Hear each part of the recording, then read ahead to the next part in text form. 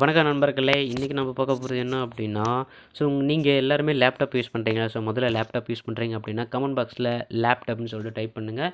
Because உங்களுக்கான video தான் இது. இந்த வீடியோவில் ஒரு சூப்பரான ட்ரிக்ஸை பற்றி தான் தெரிஞ்சுக்க போகிறோம். அப்படி என்ன ட்ரிக்ஸ் ப்ரோ அப்படின்னு கேட்டிங்கன்னா, கண்டிப்பாக சொல்கிறேன்.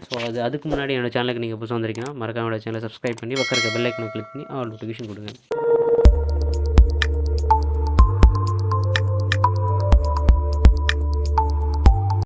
ஓகே. இப்போ இந்த வீடியோவில் நான் என்ன சொல்ல போகிறது அப்படின்னா, உங்கள் லேப்டாப்போட சீரியல் நம்பர் என்ன ப்ரோ அப்படின்னு கேட்டேன்னா, நீங்கள் சொல்லுவீங்களா? கண்டிப்பாக தெரியாது.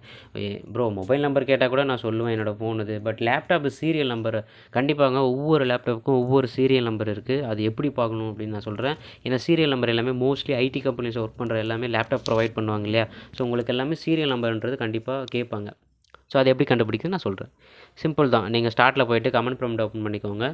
கமெண்ட் ப்ராம்ப்ட் ஓப்பன் பண்ணதும் நான் கீழே ஒரு ப்ராம்ப்ட் கொடுக்குறேன். டிஸ்கிரிப்ஷனில் இருக்குது. அது ஜஸ்ட் அப்படியே எல்லாமே ஸ்மால் தான், கேபிட்டலே கிடையாது. அதை அங்கே டைப் பண்ணிவிட்டு ஜஸ்ட் என்டர் கொடுத்தீங்கன்னா போதும்.